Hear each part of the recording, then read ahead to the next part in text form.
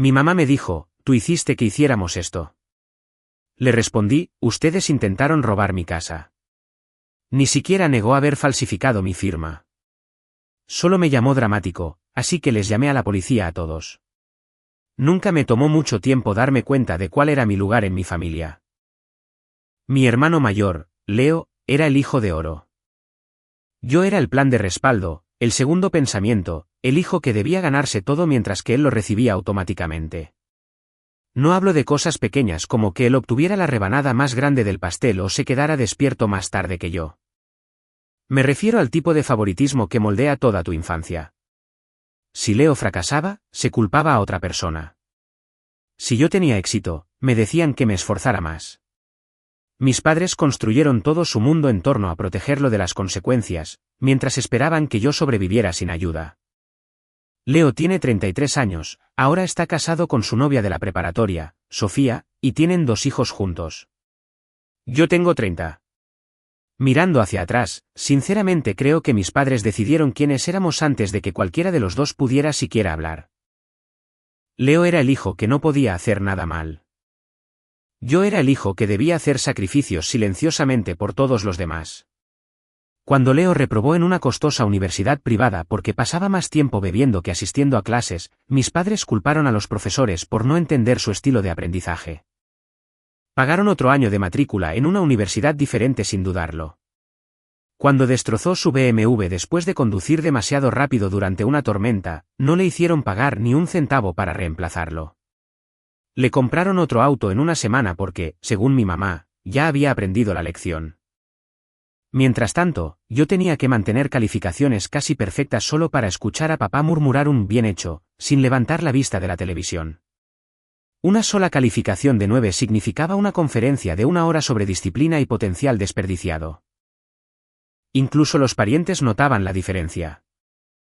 En las reuniones familiares, mis tías bromeaban diciendo que Leo podría robar un banco y seguiría siendo el favorito de mamá. Mamá siempre se reía un poco demasiado fuerte antes de insistir en que todos exageraban. Luego, de alguna manera, torcía la conversación hasta que yo terminaba disculpándome por causar tensión. Después de suficientes años, dejé de esperar justicia. Simplemente acepté que estaba jugando un juego completamente diferente al de mi hermano. La universidad fue la primera vez que entendí verdaderamente cuán diferentes eran nuestras vidas. Mis padres pagaron casi todos los gastos que Leo tuvo. Cubrieron la matrícula, el alquiler, los libros, el dinero para gastos e incluso los viajes de vacaciones de primavera. Yo pagué mi propio camino con becas, préstamos federales y 3 trabajos de medio tiempo. Hubo semestres en los que dormía 4 horas por noche porque cerraba la biblioteca después de estudiar, trabajaba en el turno de noche en un almacén, asistía a clases por la mañana y luego daba tutorías a estudiantes de primer año por la tarde antes de empezar de nuevo. No era glamoroso, pero cada cheque de pago me acercaba un paso más a la independencia. Cuando me gradué, nadie me organizó una celebración. Papá me estrechó la mano. Mamá me abrazó e inmediatamente me preguntó si ya había encontrado un trabajo de verdad. Un mes después, Leo anunció su compromiso con Sofía. Mis padres organizaron una enorme fiesta en el patio trasero con comida de catering, música en vivo y suficientes decoraciones como para competir con una recepción de boda. Ya no sentía celos. Simplemente estaba acostumbrado. Después de la graduación, conseguí un trabajo de contaduría que pagaba razonablemente bien, pero exigía horas ridículas. Las semanas laborales de 60 horas se volvieron normales durante la temporada de declaraciones. Mi apartamento era diminuto. La plomería apenas funcionaba y mis 2 compañeros de cuarto discutían casi todas las noches por los platos y las facturas de servicios. Aún así, tenía un plan. Quería ser dueño de una casa antes de cumplir los 30. No porque me importara impresionar a nadie, sino porque quería algo que me perteneciera por completo. Así que eliminé todos los gastos innecesarios. Conducía el mismo Honda Civic destartalado que había tenido desde la universidad. Empacaba sándwiches de mantequilla de maní para el almuerzo en lugar de salir a comer con mis compañeros de trabajo. Me salté las vacaciones, los cumpleaños, los conciertos y los fines de semana fuera. Mis amigos finalmente dejaron de invitarme porque ya sabían que diría que no. Salir en citas era imposible porque cada peso extra iba directamente a mis ahorros. Mis compañeros de trabajo bromeaban diciendo que era el contador más tacaño que habían conocido. No se equivocaban. Durante 3 años, toda mi vida giró en torno a un solo objetivo. Finalmente, ese sacrificio valió la pena. A los 27, encontré exactamente lo que había estado buscando. No era una propiedad de lujo con pisos de mármol y piscina. Era una modesta casa de 3 recámaras y 2 baños en un vecindario tranquilo. Los dueños anteriores la habían mantenido maravillosamente. Necesitaba una nueva capa de pintura, accesorios actualizados y algo de jardinería, pero estructuralmente, era sólida. El patio trasero estaba cercado, el techo tenía solo unos pocos años y la hipoteca se ajustaba cómodamente a mi presupuesto. Durante el proceso de cierre de 6 semanas, les pregunté a mis padres si querían venir a verla. Mamá dijo que estaba ocupada. Papá me dijo que comprar una casa era financieramente irresponsable porque todo se rompe eventualmente. Ninguno de los dos la visitó hasta un mes después de que me mudé. Incluso entonces, no me felicitaron. Papá señaló inmediatamente una pequeña grieta cerca de una ventana y sugirió que los cimientos podrían estar moviéndose. Mamá preguntó cuándo planeaba comprar una cama de invitados adecuada para que la familia de Leo pudiera quedarse. Leo caminó por la sala, miró a su alrededor por unos segundos, sonrió con aire de suficiencia y dijo, «Es acogedor». Cualquiera que haya escuchado esa palabra pronunciada con la cantidad justa de condescendencia sabe exactamente lo que quiso decir. Sonreí de todos modos. No importaba. La casa era mía. Mi nombre estaba en la escritura. Cada pared representaba años de sacrificio que nadie más había hecho. Cada fin de semana se convirtió en otro proyecto de mejora del hogar. Pinté cada habitación yo mismo. Reemplacé las viejas lámparas después de ver tutoriales en YouTube. Aprendí plomería básica para instalar un nuevo triturador de basura. El verano pasado, incluso construí una terraza de madera en el patio trasero, midiendo y cortando cada tabla yo mismo. Por primera vez en mi vida, tenía algo de lo que nadie más que yo podía llevarse el crédito. Mientras yo mejoraba lentamente mi pequeña casa, Leo y Sofía hacían exactamente lo contrario. Compraron una casa de 5 recámaras en uno de los suburbios caros de Monterrey, como San Pedro Garza García, que estaba mucho más allá de lo que podían permitirse de manera realista. Solo su hipoteca me ponía nervioso. Si a eso se le suman 2 camionetas de lujo, la matrícula de un preescolar privado, vacaciones costosas y constantes renovaciones en el hogar, se hizo evidente que vivían al día. Pero las apariencias importaban más que la realidad. Sus páginas de redes sociales parecían una revista de diseño de interiores. Cada fin de semana presentaban otra parrillada con catering, otra entrega de muebles de diseñador, otra foto familiar sonriente. Tras bastidores, mis padres financiaban silenciosamente la ilusión. Pagaban las facturas de los seguros, cubrían los pagos de la hipoteca atrasados, compraban el supermercado y transferían decenas de miles de pesos cada vez que Leo tenía problemas. Cada vez que yo lo cuestionaba, mamá siempre daba la misma respuesta: tienen hijos. Necesitan ayuda. Aparentemente, necesitar ayuda solo se aplicaba a Leo. Cuando me ascendieron a contador senior después de años de horas extras, nadie lo mencionó durante la cena del domingo. La conversación giró en torno a la entrevista de Leo para un puesto gerencial y a que mi sobrina comenzaba clases de baile. Yo había remodelado los gabinetes de mi cocina a mano ese mes. Nadie siquiera preguntó cómo iba la casa. Con el tiempo, dejé de ofrecer información sobre mi propia vida porque desaparecía en el silencio. De todos modos, entonces todo cambió casi de la noche a la mañana. Leo perdió su trabajo. Oficialmente, su empresa culpó a una reestructuración. Extraoficialmente, un conocido en común me dijo que Leo no había alcanzado los objetivos de ventas durante meses y que había violado repetidamente las políticas de gastos de la empresa. Cualquiera que fuera la verdad, el cheque de pago desapareció.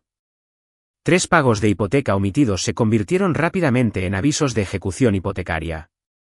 Mis padres vaciaron sus ahorros tratando de mantenerlo a flote, pero ni siquiera ellos podían sostener su estilo de vida para siempre.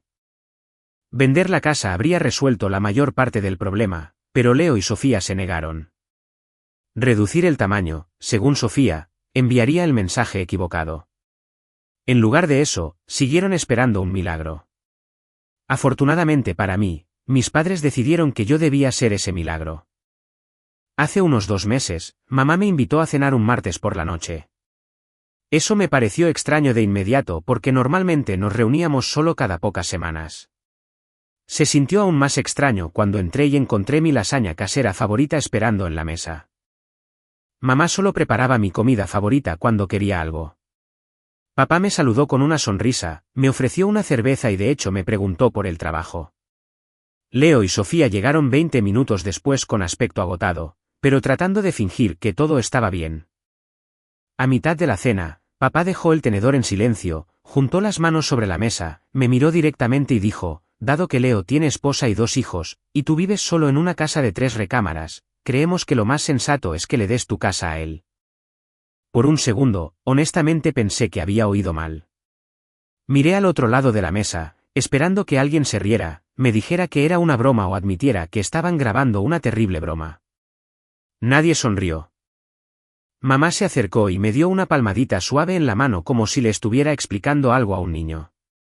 Cariño, dijo suavemente. Tienes un trabajo maravilloso. Estás soltero. No necesitas todo ese espacio. Leo tiene una familia en la que pensar. Esos niños merecen estabilidad. Lentamente, aparté mi mano. ¿Me están pidiendo que le dé mi casa? Papá se encogió de hombros. No permanentemente. Podemos arreglar el papeleo más tarde. Piénsalo como una ayuda a la familia. El papeleo, repetí. La escritura está a mi nombre. Detalles, dijo mamá con desdén. Eres lo suficientemente joven como para comprar otro lugar en unos años. Miré hacia Leo, esperando aunque fuera la más mínima señal de que estaba avergonzado por lo que estaba sucediendo. En cambio, siguió mirando su plato mientras Sofía le frotaba la espalda en círculos como si él fuera la víctima. Di algo, le dije. Finalmente levantó la vista. Estamos en una mala situación, hermano. Es solo hasta que me recupere. Compraste una casa que no podías pagar.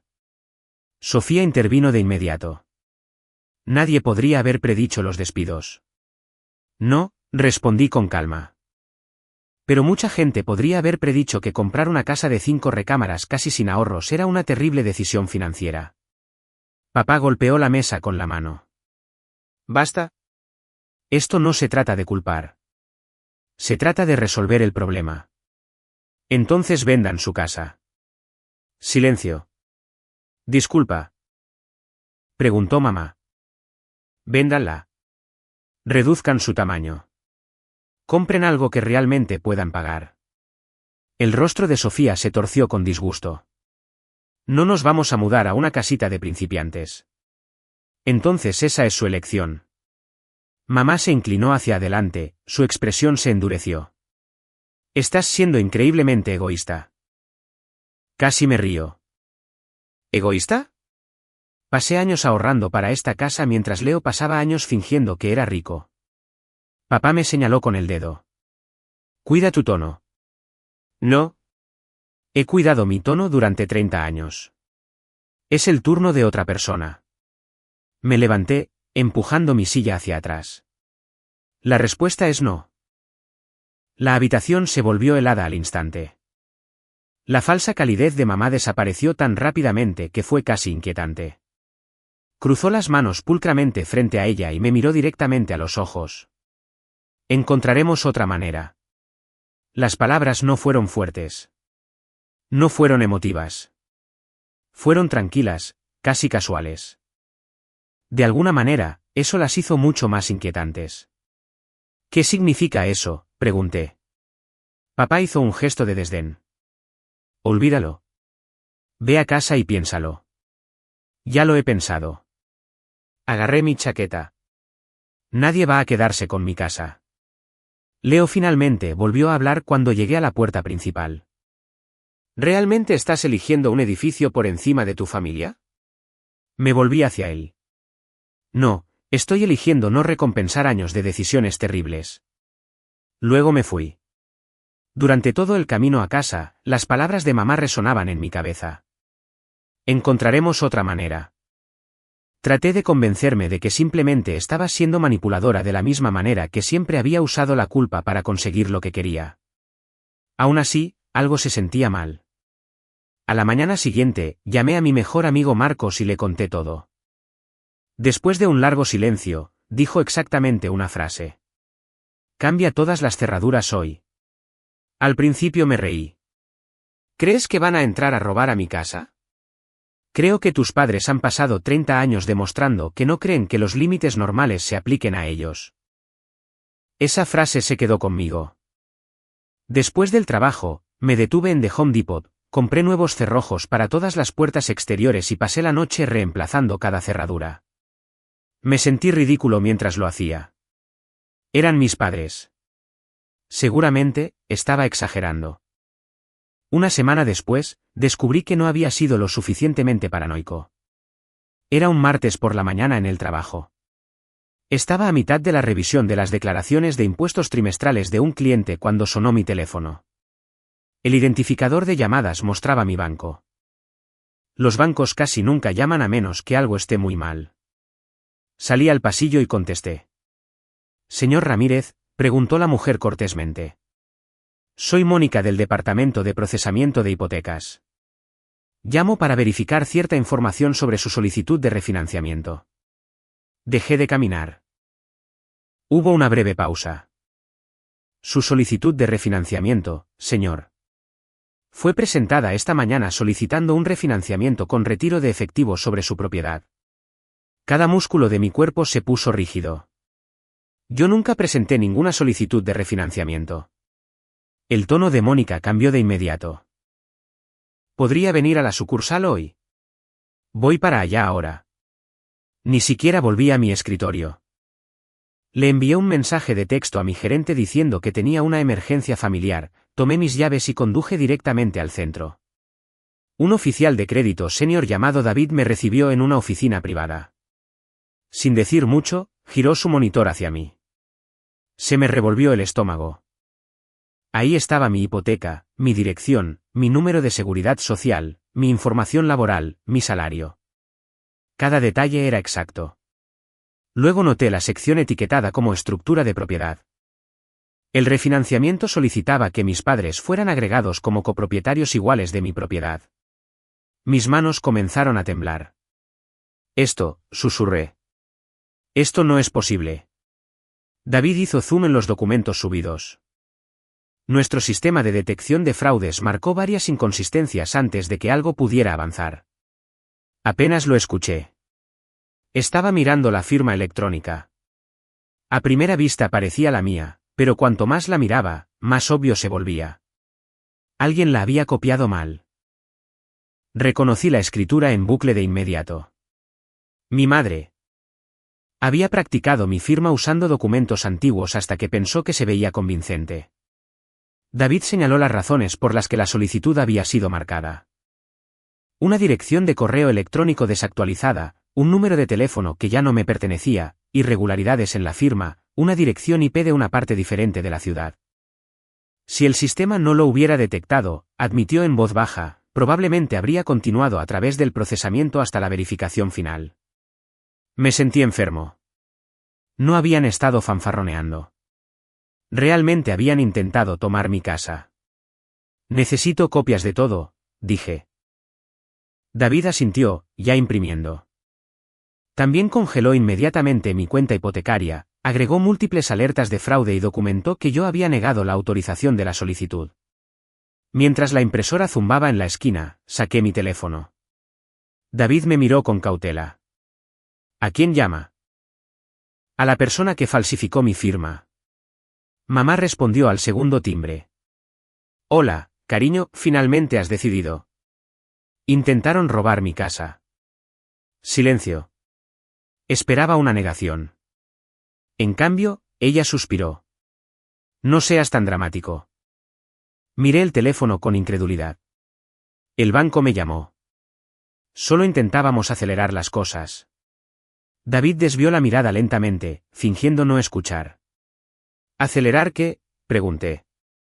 El proceso con el que te negaste a cooperar, respondió ella. Leo no tiene tiempo para esperar a que dejes de ser egoísta. Falsificaron documentos legales.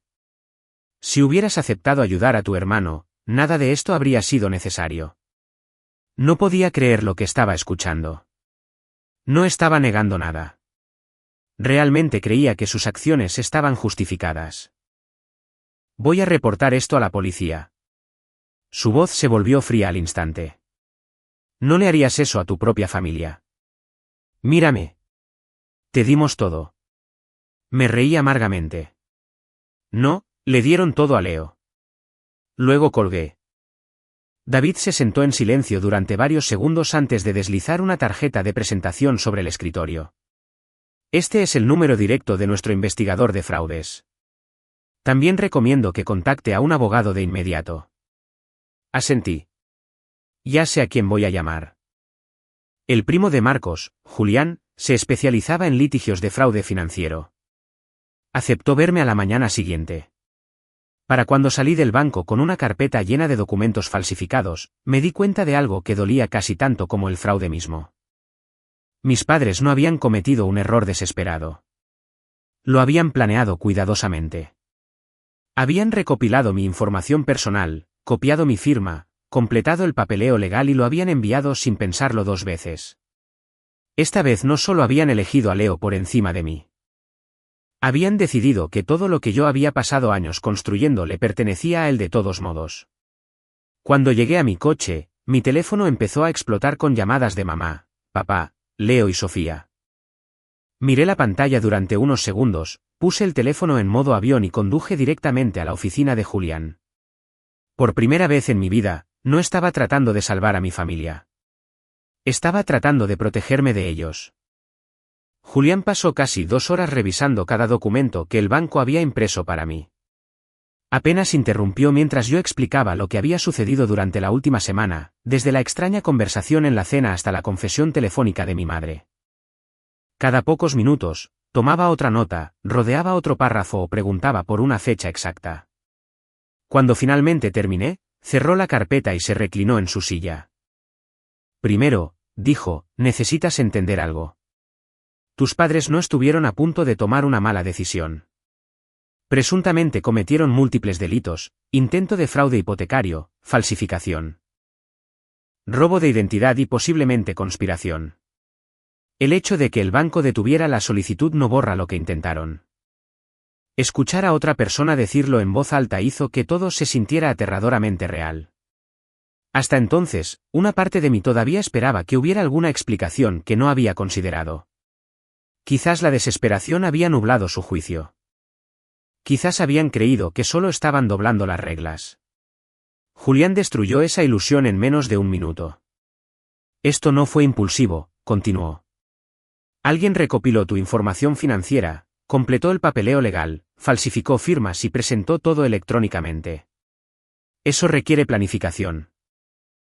Asentí lentamente. ¿Qué hago ahora? Empezamos a protegerte. Antes de salir de su oficina, teníamos un plan detallado. Presentar una denuncia policial de inmediato. Congelar mi crédito con todas las principales agencias. Solicitar historiales de crédito completos. Notificar al Servicio de Administración Tributaria que mi identidad podría haber sido comprometida. Conservar cada mensaje de texto, correo de voz, correo electrónico y pieza de evidencia física. Lo más importante, dejar de comunicarme directamente con mis padres a menos que sea absolutamente necesario. Las personas que creen que tienen derecho a tu propiedad rara vez se detienen después del primer intento fallido, advirtió Julián. Ojalá se hubiera equivocado. A la mañana siguiente, salí a recoger el periódico e inmediatamente supe que algo había pasado. El olor me llegó antes de que siquiera llegara a la entrada del garaje. Huevos podridos. Mi puerta principal recién pintada estaba cubierta de yema seca. La puerta del garaje se veía aún peor. Mi buzón, las ventanas del porche y el capó de mi Honda Civic habían sido golpeados repetidamente. Bajo el sol de verano, el huevo ya se había endurecido en una costra pegajosa que dañaría permanentemente la pintura si no se limpiaba rápidamente. Por un momento, me quedé allí mirando. No se trataba del desorden. Se trataba de lo que representaba. Alguien había conducido hasta mi casa a las 2 de la mañana solo para castigarme por negarme a entregar mi hogar. Entonces, recordé las cámaras de seguridad que había instalado después de cambiar las cerraduras. Volví adentro y abrí la grabación. Exactamente a las 2:07 de la madrugada, Leo y Sofía entraron en el cuadro llevando bolsas de supermercado llenas de cartones de huevos. Se reían mientras lanzaban docenas de huevos por toda mi propiedad. Mi madre estaba de pie en la acera con los brazos cruzados, señalando ocasionalmente otra sección de la casa que aún no habían golpeado. Papá nunca salió de la camioneta. Simplemente esperó en la orilla hasta que todos volvieron a subir antes de irse. Vi la grabación 2 veces porque sinceramente no podía creer lo que estaba viendo. No eran adolescentes enojados. Eran adultos de 30 y tantos años, alentados por 2 personas de casi 60 y principios de los 60. Llamé a la policía. Los oficiales que respondieron fotografiaron todo, vieron la grabación de seguridad y tomaron copias del vídeo. Uno de ellos parecía genuinamente atónito. ¿Disputa familiar?, preguntó. Asentí. Intentaron transferir mi casa a sus nombres la semana pasada. Volvió a mirar la grabación. Eso ciertamente le da a esto algo de contexto. La limpieza sola costó casi 5.500 pesos después de que contraté una empresa de lavado a presión y un detallador móvil para mi coche. Guardé cada recibo. Julián me había dicho que documentara absolutamente todo. Más tarde esa tarde, envié el informe policial, las fotografías, los recibos y la grabación de seguridad a su oficina. Me llamó en menos de 1 hora. Esto ayuda, dijo. No porque quisiera que esto sucediera, sino porque los jueces toman el acoso continuo muy en serio. Voy a solicitar una orden de restricción de emergencia. Esa noche, Marcos insistió en que me quedara en su apartamento. Tu familia está actuando como personas que se han convencido de que son las víctimas, dijo. Ahí es cuando se vuelven impredecibles. Acepté a regañadientes. Pedimos pizza, vimos una vieja película de acción y evitamos deliberadamente hablar de mis padres. Fue la primera noche normal que había tenido en semanas. A la mañana siguiente, regresé a casa, esperando más vandalismo. En cambio, encontré un gran sobre de Manila metido debajo de mi puerta principal. No había sello ni remitente. Mi nombre había sido escrito pulcramente en el frente con la letra de mi madre. Mi estómago se contrajo de inmediato. Dentro había registros psiquiátricos de cuando yo tenía 15 años. Recordaba ese periodo claramente. Como muchos adolescentes, había discutido con mis padres, faltado a clase un par de veces, me habían atrapado fumando marihuana una vez detrás del campo de fútbol, y en general, me había comportado como un niño inmaduro. Mis padres reaccionaron como si me hubiera convertido en un criminal violento. Me obligaron a ir a terapia con un psiquiatra que parecía más interesado en estar de acuerdo con lo que ellos decían que en escucharme. Leer esos informes como adulto fue surrealista. Me describían como manipulador, inestable y propenso a comportamientos peligrosos. Cada acusación seria provenía directamente de las descripciones de mis padres. Pegada al frente había una nota adhesiva amarilla. Recuerda quién eres realmente. Abandona esta tontería antes de que todos se enteren, especialmente tu empleador. La leí 3 veces antes de que realmente lo asimilara. Estaban tratando de chantajearme. Querían que creyera que enviarían registros psiquiátricos confidenciales a mi firma de contadores a menos que abandonara el caso. Fotografié todo antes de conducir directamente a la oficina de Julián. Leyó la nota una vez, luego la colocó con cuidado en una carpeta de pruebas. Felicidades, dijo. Lo miré fijamente. Felicidades. Ahora tienes intimidación de testigos y un intento de extorsión documentados. No es exactamente como habría descrito el día de hoy. Sonrió con simpatía. Lo sé, pero desde un punto de vista legal, acaban de hacer nuestro caso mucho más fuerte. Antes de irme, Julián mencionó algo más. Mi investigador ha estado indagando en las finanzas de tus padres. Hay varias cosas que no cuadran. A la mañana siguiente, llamó y me pidió que fuera de inmediato. Cuando llegué, una gruesa carpeta roja esperaba en su escritorio. Obtuvimos registros de antecedentes, dijo. Procedimiento estándar. Abrí la carpeta e inmediatamente me congelé. Registros judiciales, expedientes penales, sentencias financieras. Tu padre, explicó Julián, fue investigado hace años por fraude fiscal relacionado con un negocio de contratación falso. Finalmente aceptó un acuerdo de culpabilidad. Pasó otra página. Tu madre fue acusada por separado de robo de identidad después de abrir cuentas financieras usando la información personal de otras personas. Levanté la vista con incredulidad. ¿Me estás diciendo que ya han hecho esto antes? Julián asintió. No exactamente esto, pero lo suficiente como para establecer un patrón. De repente, toda mi infancia comenzó a tener sentido. Los problemas financieros inexplicables, los periodos en los que el dinero parecía desaparecer, el secreto constante en torno a las facturas, incluso su obsesión por controlar las finanzas familiares. ¿Hay más?, continuó Julián. Deslizó otro informe hacia mí. Tus padres tienen aproximadamente 6,5 millones de pesos en deudas no garantizadas. Me quedé mirando el número. No podía ser real. Mis padres conducían vehículos de lujo, tomaban cruceros cada año y criticaban constantemente a cualquiera que viviera por encima de sus posibilidades. La mayor parte de esta deuda parece haberse acumulado mientras apoyaban el estilo de vida de Leo, explicó Julián. Asistencia para la hipoteca, pagos de vehículos, tarjetas de crédito, préstamos personales. Algunos de los prestamistas no son instituciones financieras tradicionales. ¿Agiotistas?, pregunté en voz baja. Posiblemente.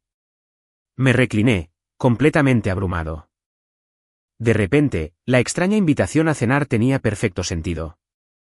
Mis padres no solo estaban tratando de rescatar a Leo. Se estaban ahogando a sí mismos. Mi casa no era solo una solución conveniente. Era el último activo valioso que creían que aún podían alcanzar. Julián señaló un último documento. Desafortunadamente, no creo que esta sea la primera vez que usan tu identidad. Se me revolvió el estómago. ¿Qué quieres decir? Volteó la página hacia mí. Encontramos evidencia de un préstamo personal incumplido abierto hace 7 años a tu nombre. Miré la solicitud. Cada dato de identificación me pertenecía. La dirección de envío pertenecía a mis padres. Ver mi propio nombre en ese acuerdo de préstamo se sintió peor que descubrir los documentos hipotecarios falsificados. El refinanciamiento había sido un ataque reciente. Esto significaba que habían estado usando mi identidad durante años sin mi conocimiento.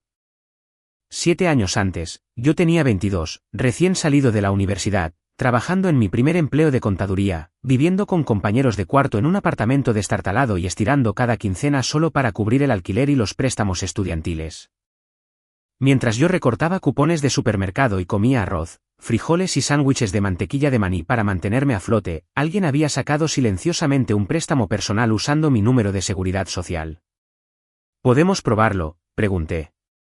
Julián asintió. Ya hemos solicitado la solicitud original. Obtendremos las firmas manuscritas, la identificación de respaldo, los registros de IP y el historial de pagos. Dada la dirección de envío y todo lo demás que hemos descubierto, estoy seguro de que sabremos exactamente quién la presentó.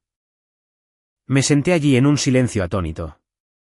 De repente, todos los problemas de crédito inexplicables que había experimentado durante mis 20s volvieron de golpe. Tasas de interés más altas de lo esperado, solicitudes de crédito que tardaron más de lo debido. Una negación de tarjeta de crédito que había atribuido a mis préstamos estudiantiles.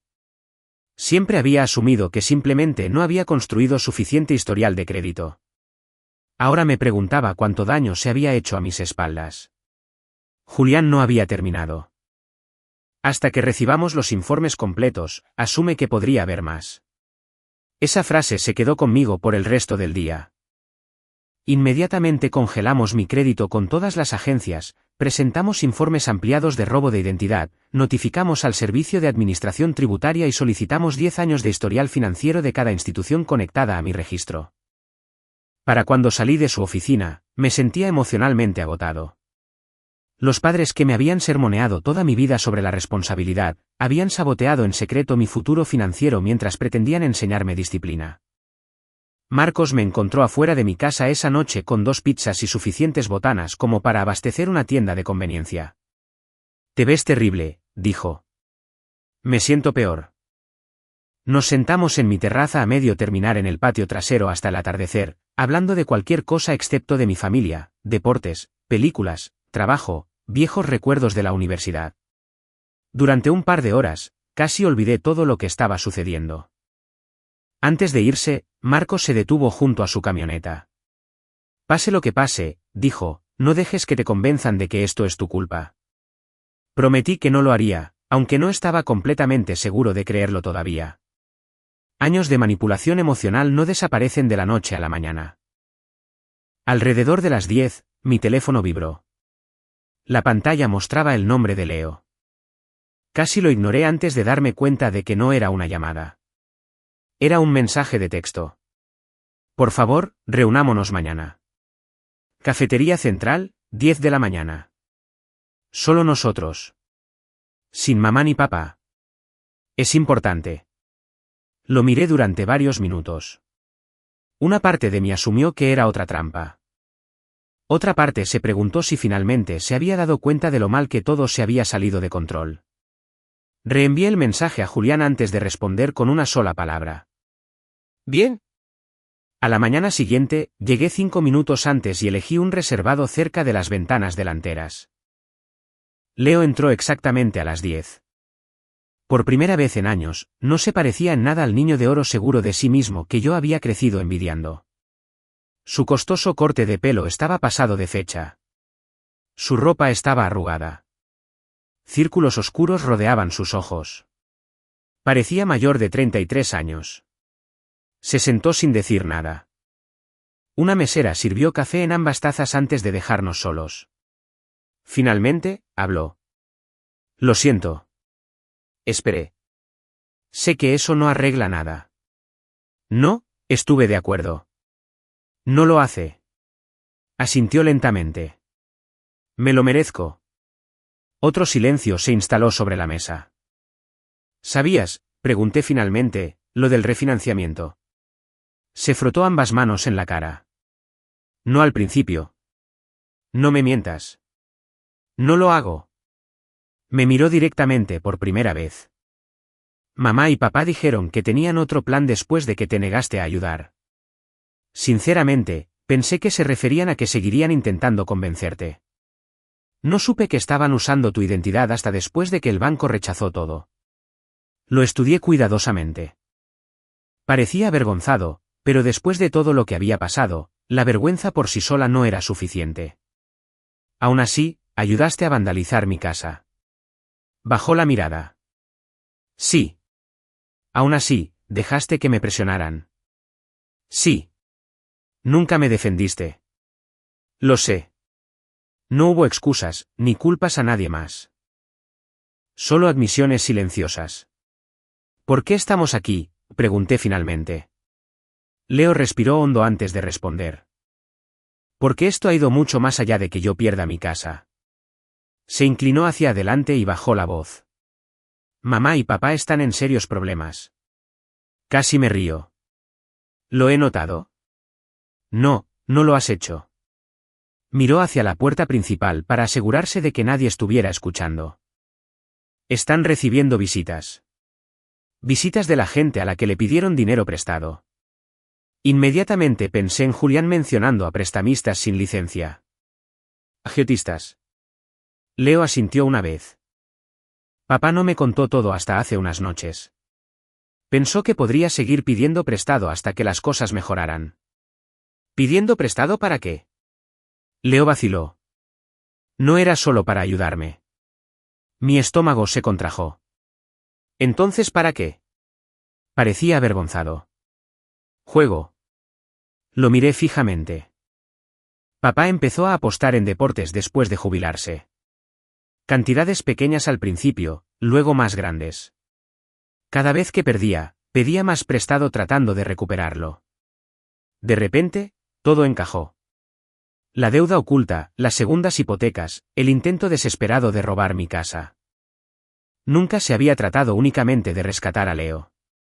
Estaban tratando de salvarse a sí mismos del colapso financiero. ¿Mamá lo sabía?, pregunté finalmente. Y aún así ayudó. Asintió miserablemente. Ella seguía creyendo que una gran ganancia arreglaría todo. Negué con la cabeza, incrédulo.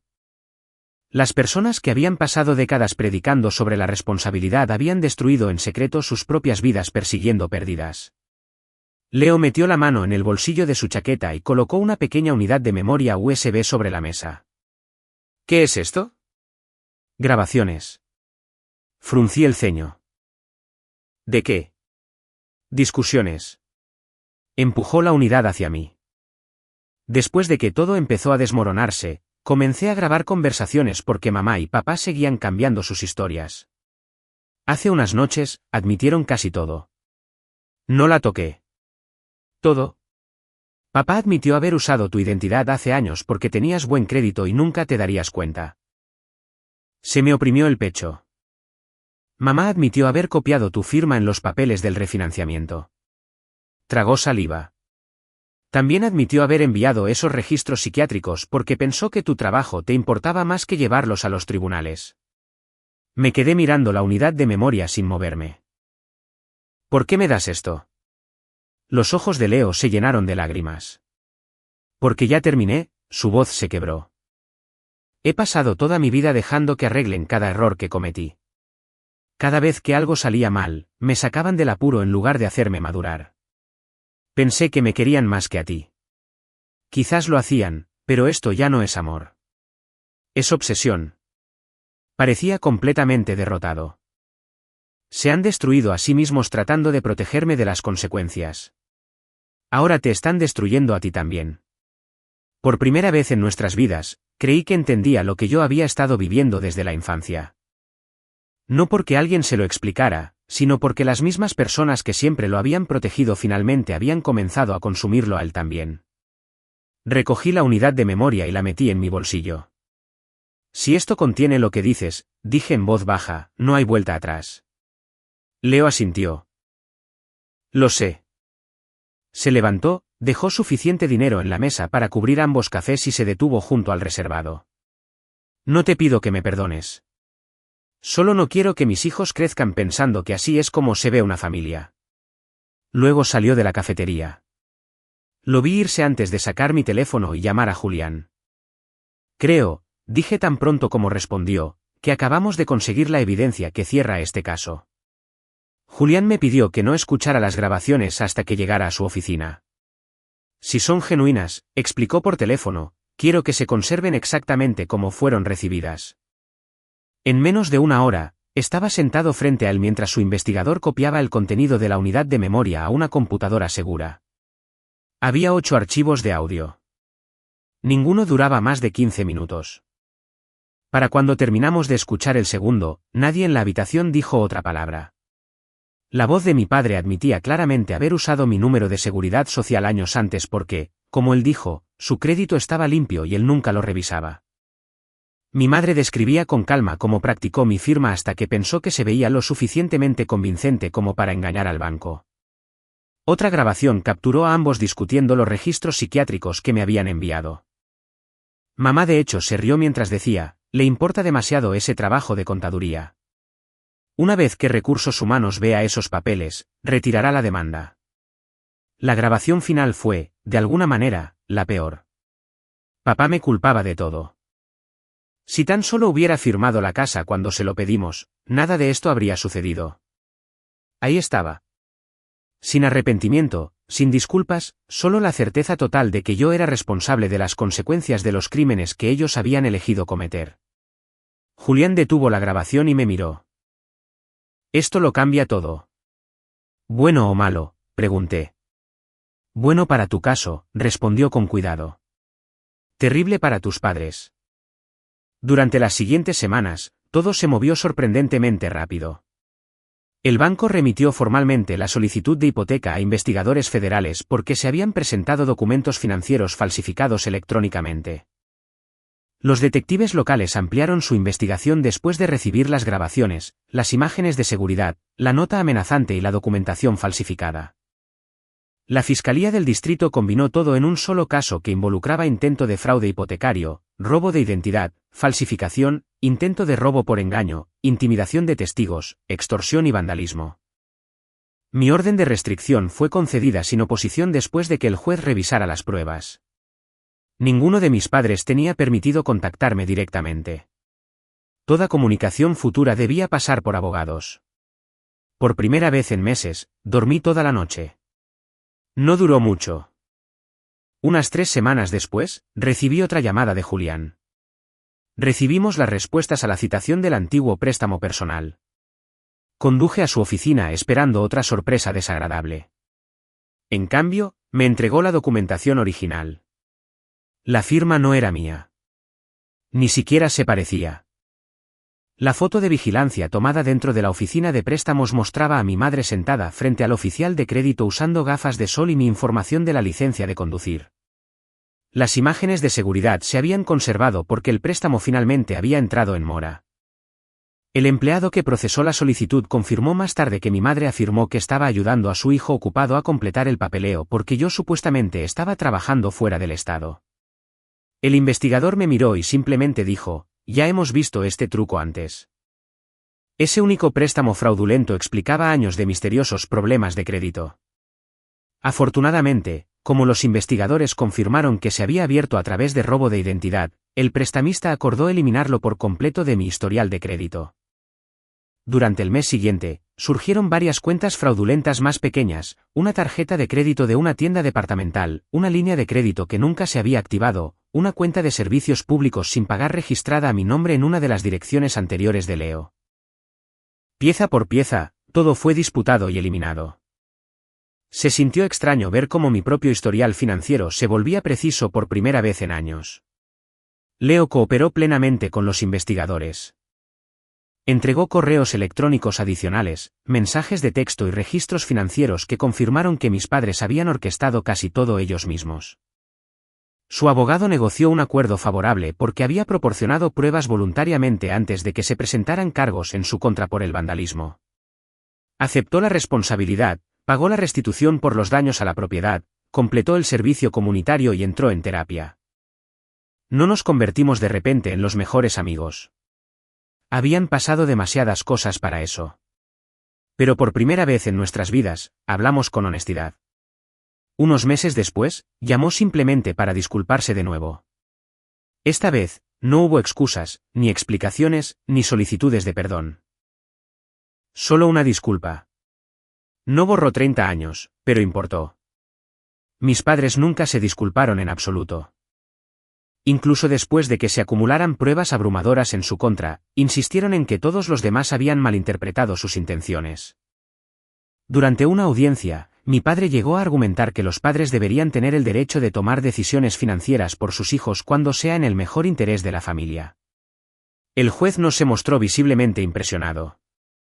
En lugar de arriesgarse a un juicio largo con grabaciones, registros financieros, empleados del banco, investigadores y pruebas digitales, todos preparados para testificar, ambos de mis padres finalmente aceptaron acuerdos de culpabilidad. Se declararon culpables de múltiples delitos graves, acordaron una restitución sustancial, perdieron permanentemente el acceso a numerosos servicios financieros y recibieron sentencias de prisión, seguidas de libertad condicional. Ver la audiencia se sintió extrañamente vacío. Durante años, había imaginado que exponer la verdad de alguna manera sería satisfactorio. En cambio, me sentí mayormente cansado. Las personas sentadas en la mesa de la defensa apenas se parecían a los padres que recordaba. Su arrogancia finalmente se había derrumbado bajo el peso de la realidad. Después de la sentencia, mamá me miró una sola vez. Esperaba ira, quizás lágrimas. En cambio, parecía confundida, como si genuinamente no pudiera entender por qué no había sacrificado todo para salvarlos. Esa expresión se quedó conmigo más que cualquier otra cosa. Me recordó que algunas personas nunca aceptan la responsabilidad porque hacerlo requeriría admitir que han estado equivocadas toda su vida. Varios meses después, mi crédito había sido completamente restaurado. Mi hipoteca permanecía exactamente como la había firmado años antes. El refinanciamiento fraudulento fue borrado permanentemente. La orden de restricción se mantuvo en vigor. Regresé discretamente al trabajo, donde mi gerente simplemente me dio la bienvenida y nunca me preguntó por los registros psiquiátricos que mis padres habían amenazado con enviar. Nunca cumplieron su amenaza. Incluso si lo hubieran hecho, no habría importado. Julián ya había informado a mi empleador que yo era víctima de un caso de extorsión criminal activo. Un sábado por la mañana, finalmente terminé de construir la terraza del patio trasero que había abandonado cuando todo esto comenzó. Mientras apretaba el último tornillo en su lugar, Marcos entró por la puerta con una hielera llena de bebidas. Miró la terraza terminada, la cerca recién pintada y los macizos de flores que finalmente había tenido tiempo de plantar. Parece un hogar, dijo. Sonreí. Siempre lo fue. Pasamos la tarde asando hamburguesas y hablando de cualquier cosa excepto demandas y fechas de corte. El silencio se sentía pacífico en lugar de tenso. Antes de irse, Marcos volvió a mirar el patio. Sabes, dijo, durante años, seguías diciendo que deseabas que tu familia finalmente apreciara todo lo que habías construido. Asentí. Ahora, miré la casa por la que tanto había trabajado para comprar, la terraza que había construido con mis propias manos y la vida que había protegido a pesar de todo lo que me habían lanzado.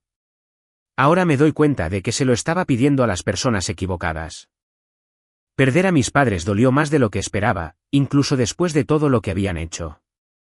Pero finalmente entendí algo importante. No había destruido a mi familia al negarme a regalar mi casa. Ellos la destruyeron en el momento en que decidieron que mi arduo trabajo pertenecía a otra persona. No perdí un hogar durante esta pesadilla. Lo conservé. Lo que perdí fue la ilusión de que solo la sangre hace a las personas una familia. Y mirando hacia atrás ahora, eso es probablemente lo más valioso con lo que me quedé.